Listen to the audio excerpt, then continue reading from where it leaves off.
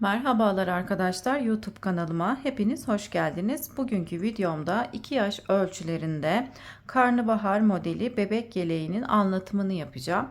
Yeleğimize yakasından başlayıp örüyoruz. Önce roba kısmını tamamlıyoruz. Daha sonra kolları kesip beden kısmına karnabahar modelini uygulayıp beden kısmını örüp tamamlıyoruz.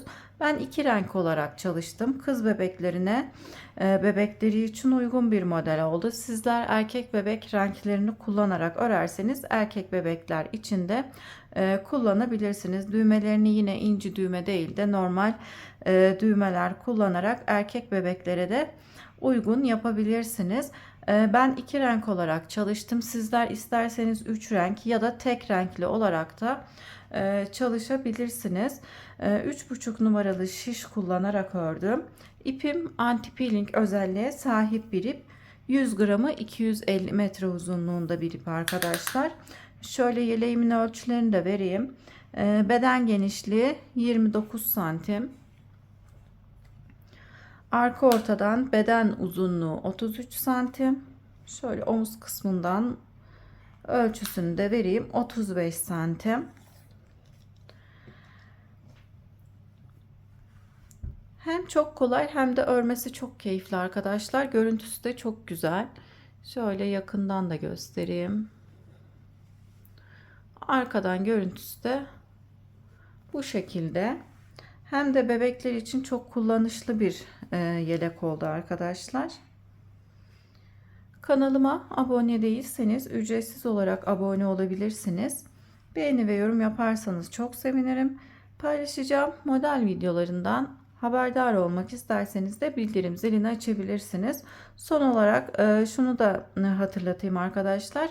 Açık renk ipimden bir yumak kadar kullandım.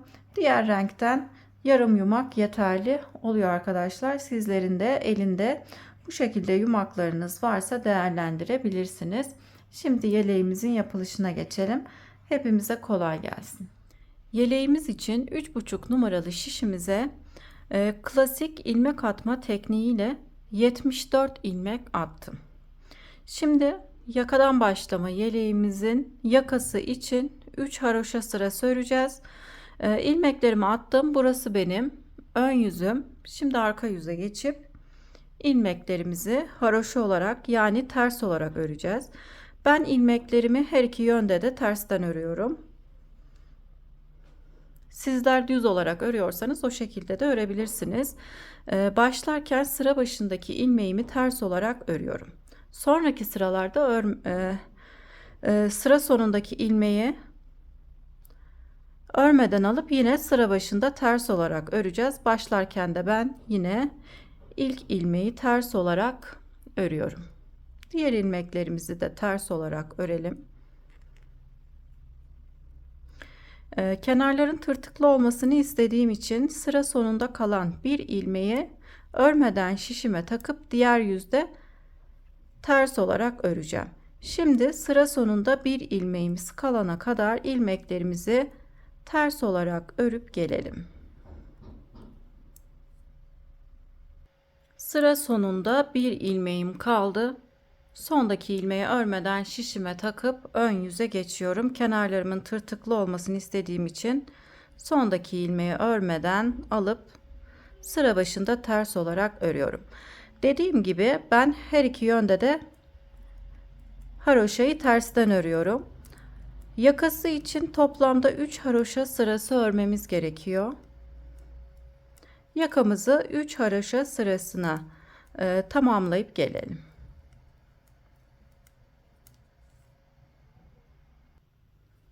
Yeleğimizin yakası için 3 haroşa sırası ördüm. Şimdi bu sırada model kurulumu yapacağız. Hem de ilik açacağım.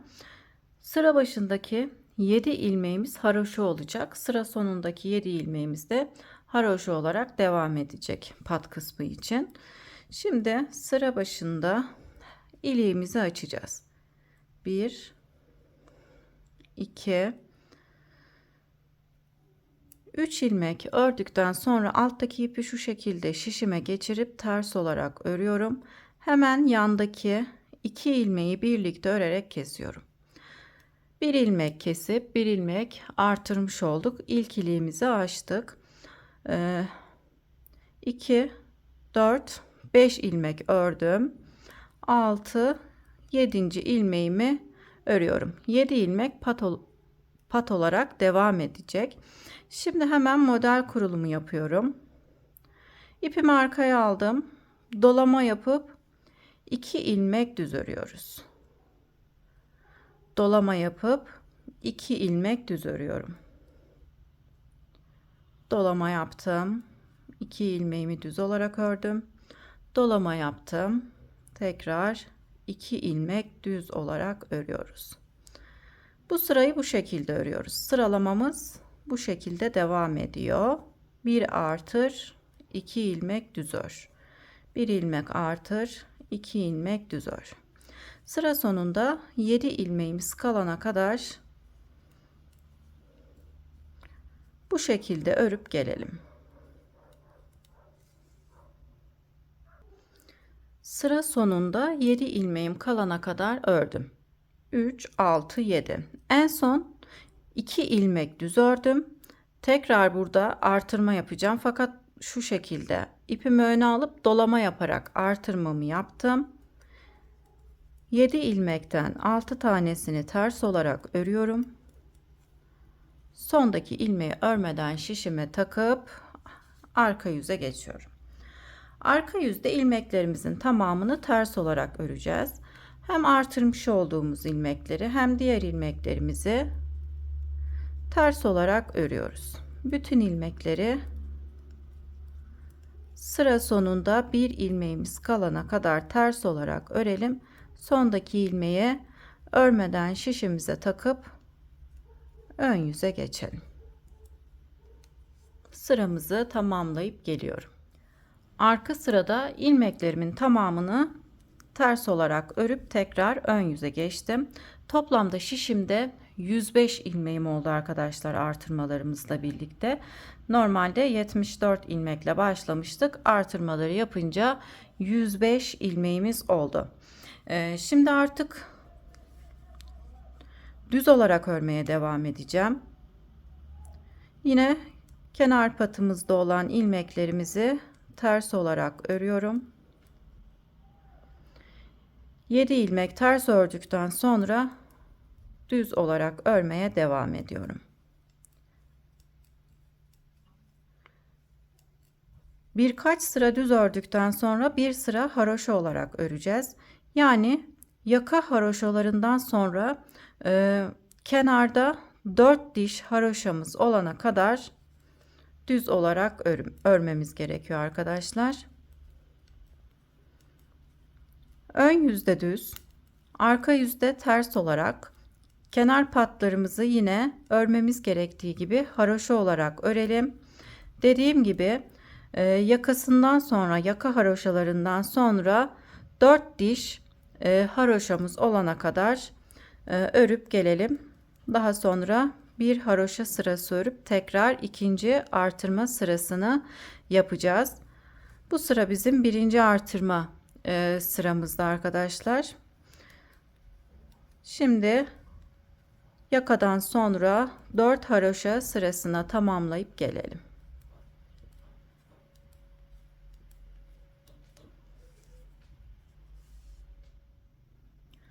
Yakasından sonra 1, 2, 3, 4 haroşa sırası ördük. Şimdi bir sıra haroşa öreceğiz arkadaşlar. Bütün ilmeklerimizi ters olarak örüyoruz. Düz ilmeklerimizi de ters olarak örüyoruz. Ben haroşayı her iki yönde de tersten örüyorum. Ön yüzde ve arka yüzde bütün ilmeklerimizi ters örüp gelelim. Bir haroşa sırası ördüm. Modeli daha rahat gösterebilmek için de arkadaşlar misinalı şişe geçtim. Şimdi birinci artırma sıramızı yapıp tamamladık. Daha sonra artırma sırasıyla birlikte 5 sıra ördük. Yani artırma sırasından sonra 4 sıra ördük. Şimdi tekrar bu sırada yine aynısı gibi artırmamızı tekrarlayacağız. Pat ilmeklerimizi haroşa olarak örelim.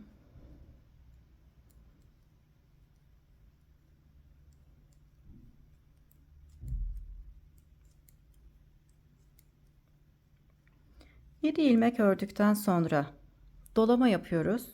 2 ilmek düz örüyoruz. Tekrar dolama yaptım. 2 ilmek düz ördüm. Dolama yapıp 2 ilmek düz örüyoruz. 2 ilmekte bir dolama yaparak artırmamızı yapmış oluyoruz. Yine ikinci artırmamızın sıralaması da birinci artırma sırasıyla aynı arkadaşlar. Sıramızı bu şekilde artırmalarımızı yaparak tamamlayalım. 2 ilmek düz örüp 1 ilmek artıracağız. 2 ilmek düz örüp 1 ilmek artıracağız. 2 düz 1 artır şeklinde ilerleyip gelelim. 2 ilmek örüp 1 artırmaya devam ettim arkadaşlar. En son 2 düz ördüm, 1 artırdım. 2 ilmek düz örmem gerekiyor fakat burada 1 ilmek fazla kalıyor arkadaşlar. Şu şekilde o 1 ilmeği burada kaybediyorum, kesiyorum. Her iki kenarında aynı olması için, bu kenar ve bu kenarın aynı olması için 2 ilmeği birlikte örerek kestim. En son 2 ilmek örmüş oldum. Şöyle önden dolama yapıp artırmamı yaptım. Kalan pat ilmeklerimizi yine haroşa olarak örüyoruz.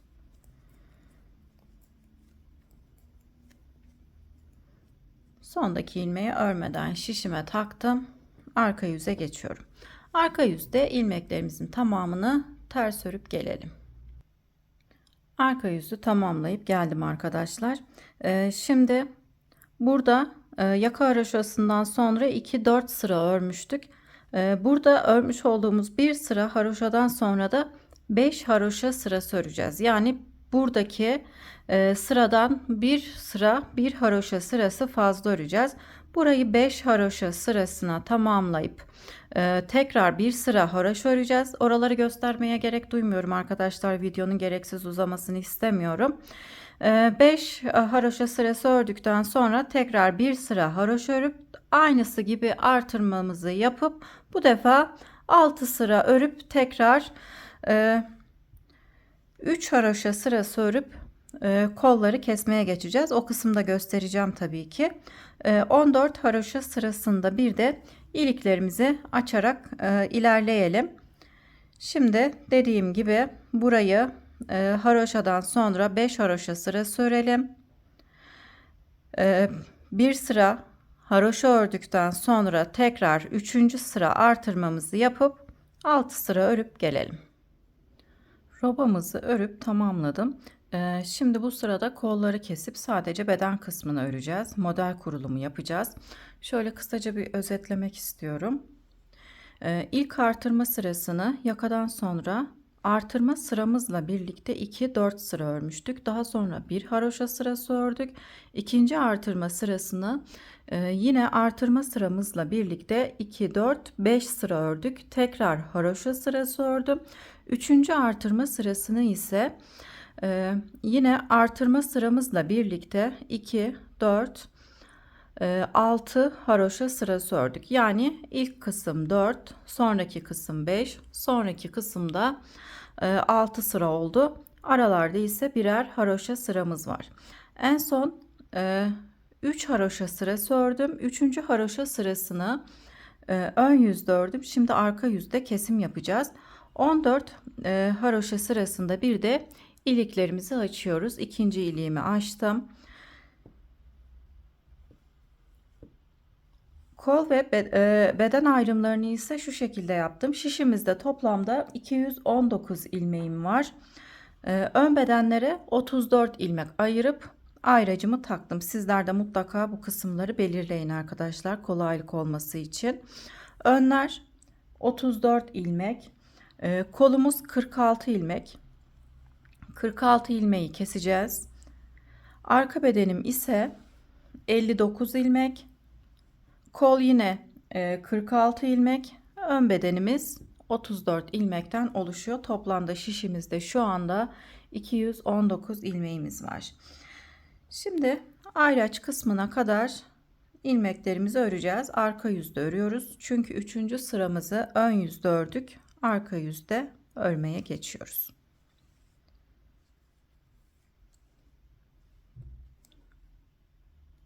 Ayracımıza kadar ilmekleri ters olarak örelim. Yani 34 ilmeğimizi örüp gelelim.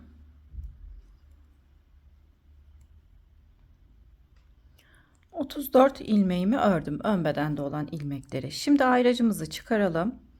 Kolda olan 46 ilmeğimizi keselim. Şöyle.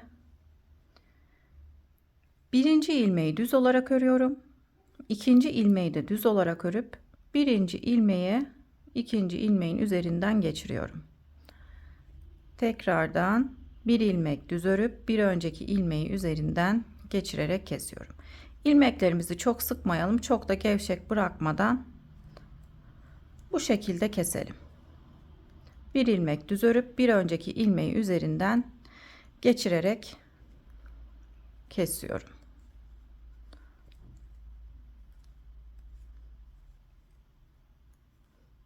Ben kesimleri bu şekilde yapıyorum. Şöyle göstereyim. Hem de görüntü olarak da haroşa olarak görünüyor arkadaşlar. Bu kısımla eşitlenmiş oluyor. Şimdi ayracımıza kadar göstermiş olduğum gibi kesip gelelim. Ayraca kadar kolda olan ilmeklerimi keserek geldim. Şimdi buradaki ilmeği de kesmem gerekiyor. Ayracımı çıkarıp bir ilmek düz örüp bir önceki ilmeği üzerinden geçirerek kesiyorum. Kolumuzda 46 ilmek kesmiş olduk. Ön bedende ise 34 ilmeğimiz var. Şimdi yine ters olarak örmeye devam ediyorum. Arka bedende ilmeklerimizi ters olarak örüyoruz. Diğer kol ayracımıza kadar buradaki ayraca kadar ilmeklerimizi ters olarak örelim. Ayracımıza kadar geldim. Yine ayracı çıkarıyorum. Diğer kolu nasıl kestiysek bu kolu da aynısı gibi kesiyoruz. Bir ilmek düz örüyorum. Bir ilmek daha düz örüyorum. Bir önceki ilmeği üzerinden geçirerek ilmeğimi kesiyorum.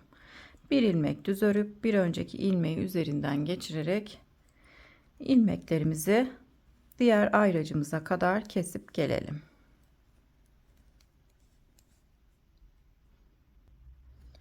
Ayracımıza kadar ilmeklerimi kestim. Ayracımı çıkarıp buradaki ilmeği de kesmem gerekiyor. Bir ilmek düz örüp bir önceki ilmeği üzerinden geçirerek kesiyorum. İpimi öne aldım.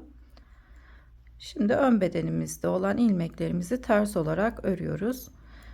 Ön bedenlerde 34 ilmek, arka bedende ise 59 ilmek. Şişimizde toplamda 127 ilmeğimiz var. Model kurulumu yapmak için 135 ilmeğe ihtiyacımız var arkadaşlar. O yüzden kol altında 4'er ilmek artırma yapacağız. 4 ilmek bu kol altında, 4 ilmek de bu kol altında artırmamızı yapıp şişimizde olan ilmeklerin sayısını 135 ilmeğe tamamlayacağız. Şimdi ilmeklerimizi haroşa olarak örüp sıramızı tamamlayalım. Arka yüzü tamamlayıp ön yüze geçtim. Bu sırada kol altında artırma yapacağız. 4 ilmek bu kol altında, 4 ilmek de bu kol altında. Toplamda şimdi şişimizde 127 ilmeğimiz var. Model kurulumu yapabilmek için şişimizde 135 ilmeğimizin olması gerekiyor. O yüzden 4'er ilmek kol altında artırma yaparak şişimizde 135 ilmek elde etmiş olacağız. Şimdi bu sırada hem renk değişikliği yapacağım hem de artık modeli kurmaya geçiyoruz. Pat ilmeklerimizi yine aynı renk ipimizle haroşa olarak örüyoruz.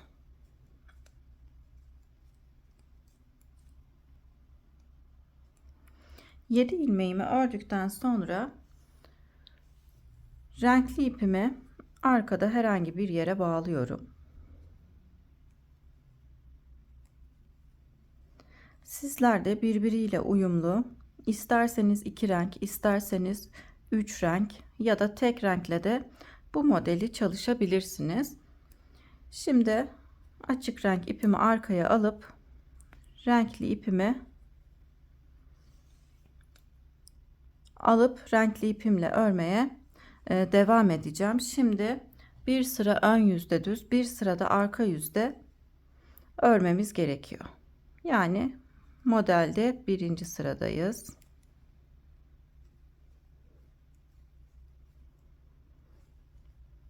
İlmeklerimizi kol altına kadar düz olarak renkli ipimizle örelim. İlmeklerimi kol altına kadar örerek geldim. Şimdi burada 3 ilmek artırma yapacağım. 1 2 3. Arka yüzde de örerken 1 ilmek artırma yaparak 4 ilmeğe tamamlamış olacağız artırma sayımızı. Şimdi arka bedende olan ilmekleri örmeye devam edelim. Renkli ipimizle ilmeklerimizi diğer kol altına kadar düz olarak örüp gelelim. İlmeklerimizi düz örerek diğer kol altına kadar geldim. Yine burada 3 ilmek artırmamızı yapalım. 1 2 3. Arka yüzde örerken de 1 ilmek artırmamı yapacağım. Şimdi ön bedende olan ilmeklerimizi düz olarak örüp arka yüze geçelim.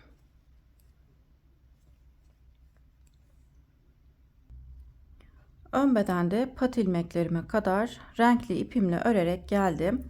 Şimdi burada ipim olmadığı için yine ip bağlamak gerekiyor arkadaşlar. Yeleğimizi hangi renkle örüyorsak ana rengi olarak ipimizi yine arkada bir yere bağlıyorum.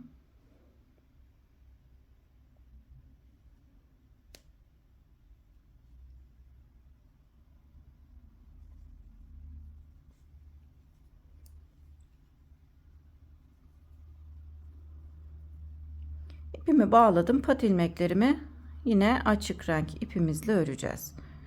Şu şekilde renkli ipimi alta, açık renk ipimi öne alıp pat ilmeklerimizi örelim.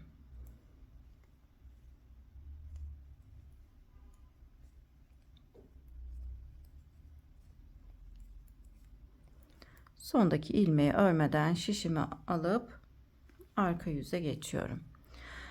Arka yüzde yine pat ilmeklerimizi haroşa olarak örüyoruz.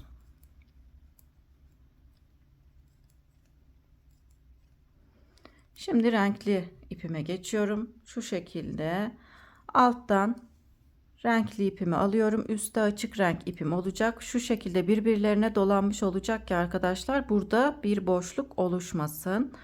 Şimdi arka yüzde ilmeklerimizi kol altına kadar ters olarak örelim. Ön bedendeki ilmeklerimi ters olarak ördüm. Şimdi kol altında artırmış olduğumuz ilmekleri de yine ters olarak örüyoruz. 1 2 bir ilmek daha örüyorum. 3. Burada ipim uzadı. Bu iple de bir ilmek artırma yapacağız. Hem de bu ipimizi kaybetmiş olacağız. Şu şekilde şişimizin üzerine alıp ters olarak örelim. Burada bu ipi de kaybetmiş olalım. Hem de ilmek sayımızı tamamlamak için burada bir ilmek daha artırma yapmamız gerekiyordu. Kol altında 4 ilmek artırma yapmış olduk. Şimdi arka bedende olan ilmeklerimizi diğer kol altına kadar ters olarak örüp gelelim. Kol altına geldim. Burada artırmış olduğumuz ilmekleri ters olarak örüyorum.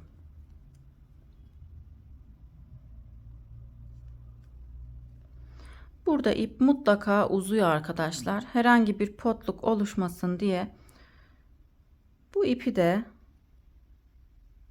şişimin üzerine geçirip ters olarak örüyorum. Şimdi ön bedende olan ilmeklerimizi ters olarak örelim. Her iki kol altında da 4 ilme artırma yaparak şişimizde toplamda 135 ilmeğimiz oldu.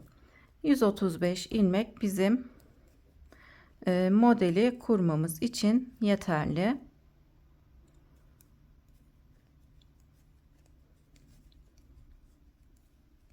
Ön bedende olan ilmekleri pat kısmımıza kadar ters olarak örelim. Modelde ikinci sırayı örüyoruz. Bir sıra düz, arka yüzde ise bir sıra ters örmemiz gerekti. Şimdi pat ilmeklerime kadar geldim. Şu şekilde ipimi üstten sol tarafa çevirip alttan açık renk ipimi sağ tarafa çevirip pat ilmeklerimi örüyorum. Bu şekilde ipler birbirinin üzerine denk geliyor arkadaşlar. Şu kısımlar da boşluk oluşmasın diye birbirine dolanmış bir şekilde gözüküyor. Şimdi ön yüze geçiyorum. Ön yüzde model kurulumunu yapmaya geçelim. Ön yüzde pat ilmeklerimizi örelim.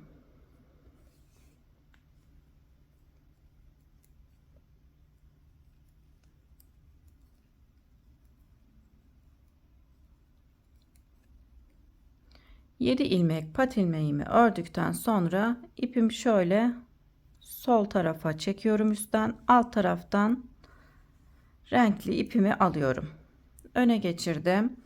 Şimdi bu sırada karnabahar modeli modelimizin kurulumunu yapacağız. Birinci sırada ön yüzde ördük, ikinci sırayı arka yüzde ördük. Şimdi üçüncü sırayı örmemiz gerekiyor arkadaşlar. Üçüncü sıradayız. İlk ilmeğin yönünü çeviriyorum. Burada ipim şöyle arkada kalsın. 2 ilmeği düz olarak örüyorum.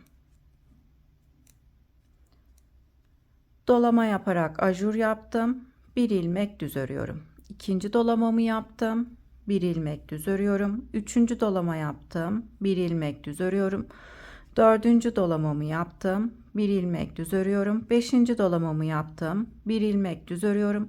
Altıncı dolamadan sonra buradaki 3 ilmeği birlikte örerek keseceğiz. Şu şekilde ilmeklerin yönünü çeviriyorum.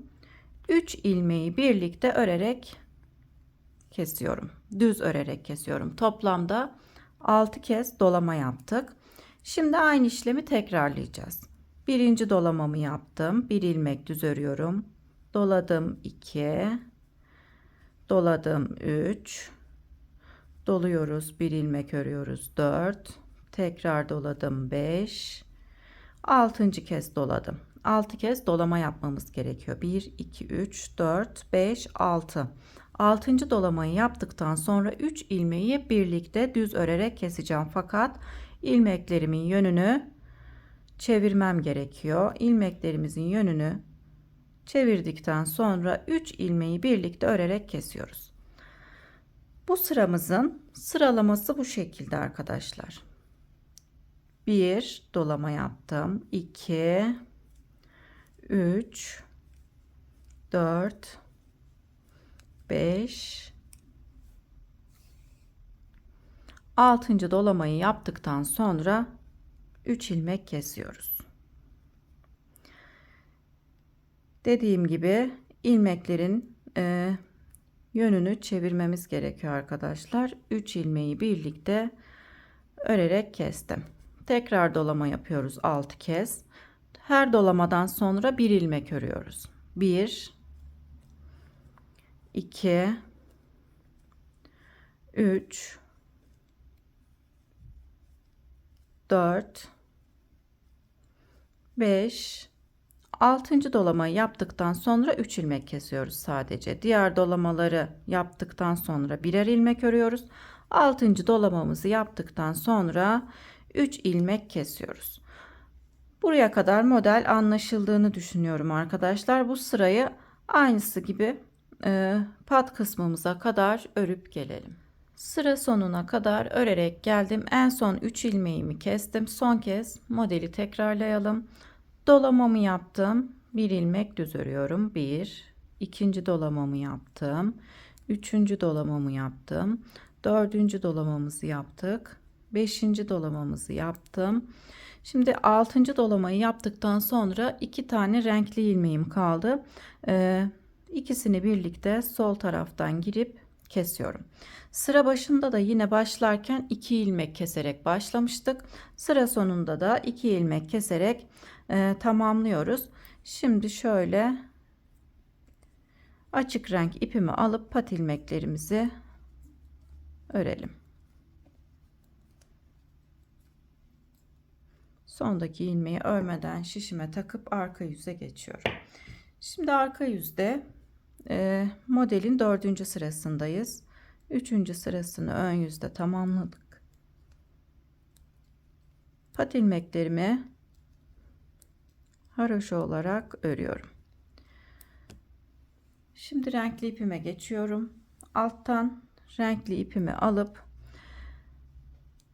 ilmeklerimizi düz olarak öreceğiz bu sırada. Hem artırmış olduğumuz ilmekleri hem diğer ilmekleri, daha doğrusu ilmeklerin tamamını pat kısmımıza kadar düz olarak örelim. Modelin 4. sırasını bu şekilde örerek tamamlıyoruz. Arka yüzde düz olarak örüyoruz.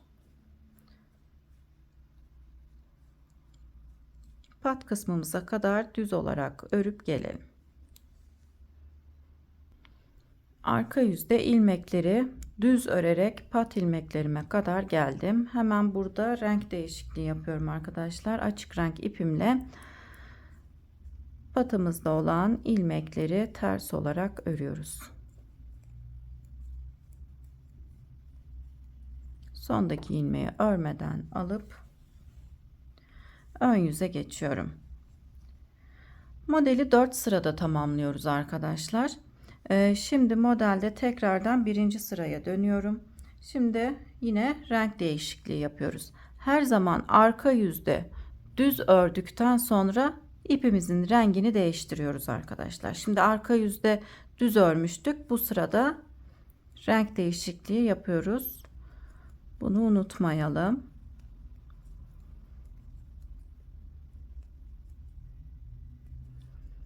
Tekrardan modelde 1. sıraya dönüyoruz fakat burada kenarlarda yine kesmiş oluyoruz ilk ilmek sayısına dönmek için. İlk ilmeğin yönünü çevirip 2 ilmeği birlikte düz olarak örüyoruz. Modelde 1. sıraya dönmüş olduk. Şimdi 9 ilmek öreceğim düz olarak. 1 2 3 4 5 6 7 8 9 ilmek ördükten sonra yine 3 ilmeğin yönünü çevirip üçünü birlikte düz örerek kesiyorum. 9 ilmek tekrar düz örüyorum.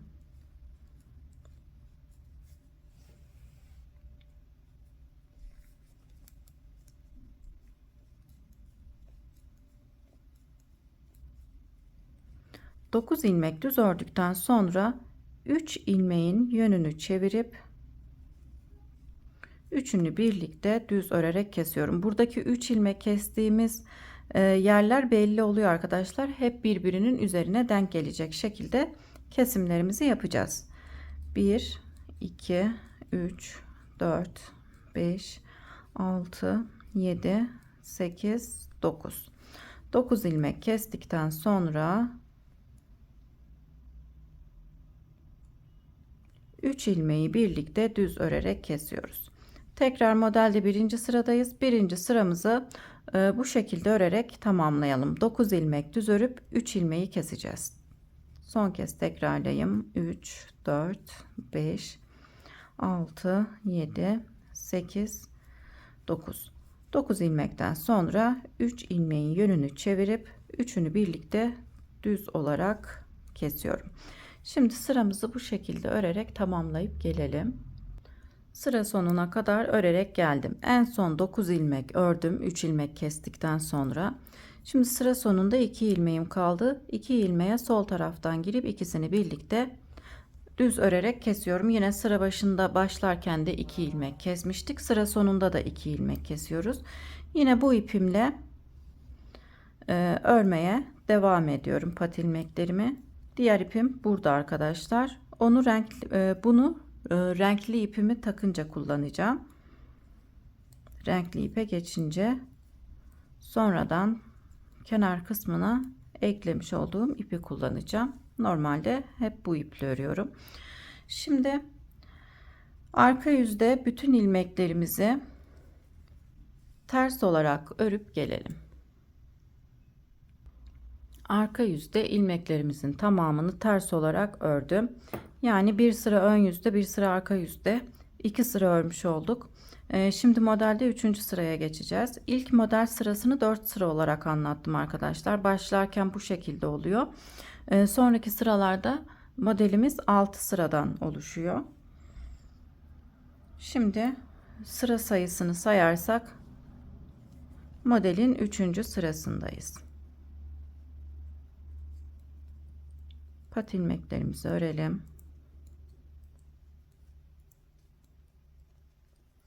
Pat ilmeklerden sonra ilk ilmeğin yönünü çevirip 2 ilmeği birlikte örerek kesiyorum.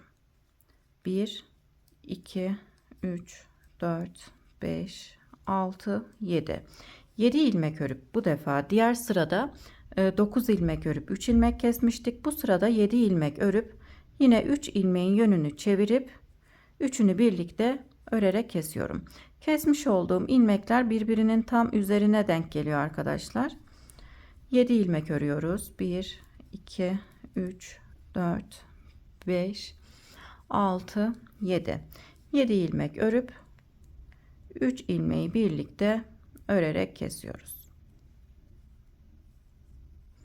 Tekrar 1 2 3 4 5 6 7 7 ilmekten sonra 3 ilmeğin yönünü çevirip 3 ilmeği birlikte örerek kesiyoruz. Kesmiş olduğumuz bu 3 ilmek diğer sırada kesmiş olduğumuz 3 ilmeğin üzerine denk geliyor. Şimdi sıralamamızı bu şekilde 7 ilmek örüp 3 ilmek keserek devam edelim. Sıra sonunda 2 ilmeğimizin kalması gerekiyor. Yine diğer sıralarda ördüğümüz gibi 2 ilmeği pat ilmeklerimden önce kesip daha sonra pat ilmeklerimizi örüp sıramızı tamamlayalım. Arka yüze geçelim. Arka yüzde bütün ilmekleri ters örüp ön yüze geçip gelelim. Arka yüzde ilmeklerimizin tamamını ters olarak ördükten sonra ön yüze geçtim. Renk değiştirdikten sonra 4 sıra örmüş olduk. 2 sıra ön yüzde, 2 sıra arka yüzde. Şimdi ön yüzde 5. sıradayım. 5. sıramızı örelim. Pat ilmeklerimi örmem gerektiği gibi örüyorum.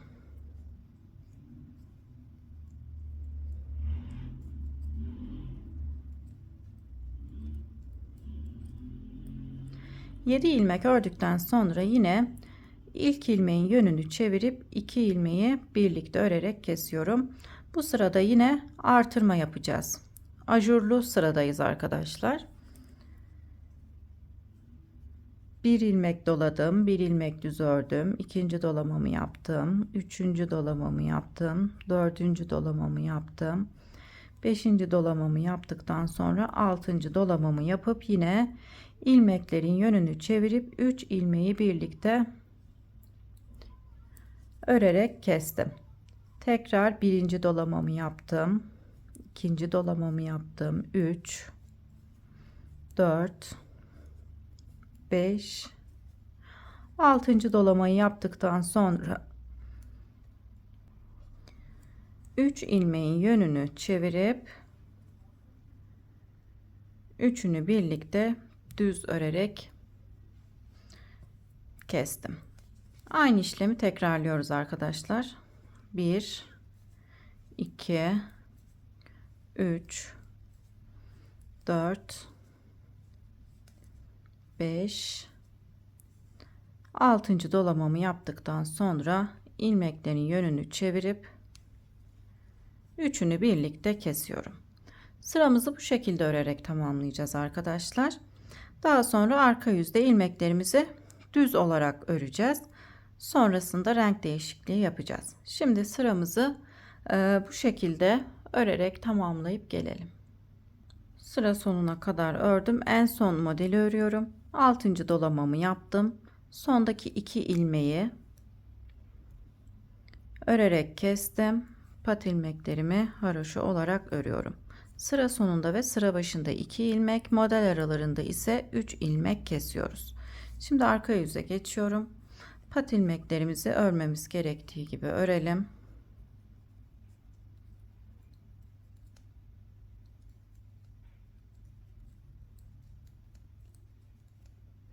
Yedi ilmek ters ördükten sonra diğer ilmeklerimizi pat ilmeklerime kadar düz olarak örüyorum. Modelde 6. sırayı örüyoruz.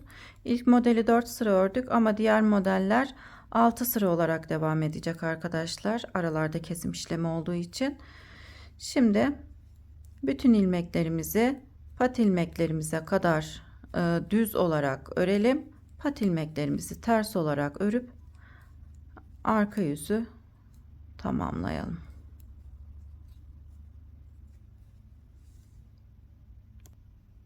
Arka yüzü düz örerek tamamladım. 6 sırada modelimizi örmüş olduk.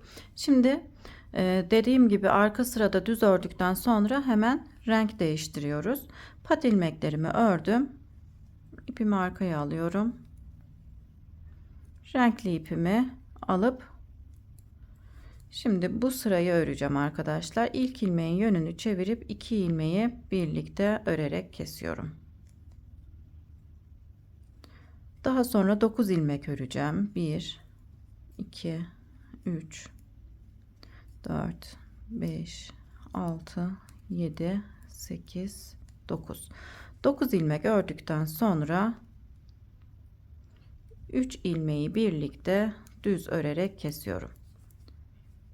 1 2 3 4 5 6 7 8 9 9 ilmek ördükten sonra 3 ilmeği birlikte örerek kesiyorum. Kesmiş olduğum ilmekler birbirinin üzerine denk geliyor arkadaşlar. Arka yüzü ters öreceğiz. Bu modelin birinci sırası. Arka yüzde ters öreceğiz ikinci sırasını. Ön yüze geçeceğiz. Üçüncü sırada ise yine aynı kenarlarda ilmeklerimizi kesip bu defa 7 ilmek örüp 3 ilmek olarak keseceğiz. Üçüncü sırayı da o şekilde örüp tamamlayacağız. Arka yüzde dördüncü sıramızı ters olarak öreceğiz. Beşinci sırada gösterdiğim gibi ajurlu sırayı örüyoruz. Daha sonra arka yüzde altıncı sırayı düz olarak örüp renk değişikliği yapıyoruz. 14 haroşa sırasında bir de iliklerimizi açalım arkadaşlar. Modelde kendisini göstermeye başladı. Bu modeli 4 sırada örmüştük. Daha sonraki modelleri 6 sırada göstermiş olduğum gibi örerek tamamlayalım. Yeleğimizin beden kısmında ilerleyip gelelim. Yeleğimizin beden kısmını 1 2 3 4 5 6 7 8 9 10 11 12 model sırası olana kadar ördüm. 12. modelden sonra renk değişikliği yaptım arkadaşlar. 9 ilmek modelde kesiyorduk. Daha sonra 3 ilmek kesiyorduk. O sırayı ördüm. Sonrasında yine 7 ilmek örüp tekrar aynı şekilde 3 ilmeği birlikte örerek kestik. İlk sayıya ulaştık. Daha sonra artırma sırasını örmeden bir sıra açık renk ipimle düz ördüm. Arka yüzde de bu kısımları düz örüyorum. Pat kısımlarını yine her iki yönde de ters olarak örüyorum. Bu kısmın düz olarak örmemin sebebi arkadaşlar tam şu kısımda tersten örseydim haroşa sırası bu şekilde durmuyordu. İki renkli olarak durduğu için bu kısmı düz olarak ördüm. Pat ilmeklerini ters, sıra sonundaki pat kısmımıza kadar düz olarak ördüm. Yine arka yüzde pat ilmeklerini ters olarak örüp yine diğer ilmekleri düz olarak ördüm. Yani şu şekilde bir sırada sizinle örüyorum arkadaşlar.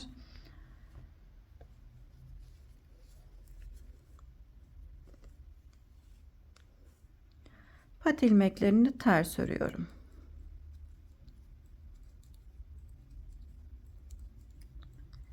Yedi ilmek ters ördükten sonra diğer ilmekleri düz örüyorum.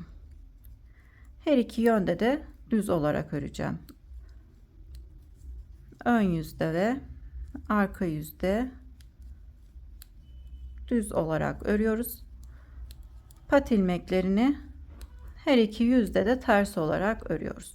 Bu şekilde örerek toplamda 4 haroşa sırası olana kadar örelim.